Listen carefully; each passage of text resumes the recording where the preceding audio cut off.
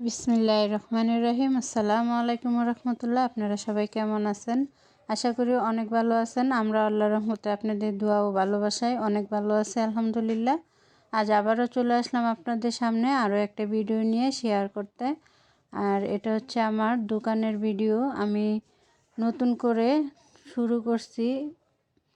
তো চায়ের দোকানের পাশাপাশি আমি অন্য কিছু বিক্রি করব, সেজন্য আমি এটা নতুনভাবে শুরু করলাম। তো আমি এই প্রথম হালুয়া আর রুটি দোকানের জন্য বানাচ্ছি। আমি হালুয়াটা বাসা থেকে রান্না করে নিচ্ছি আর আটাটা গুলাইয়ে নিব দোকানে।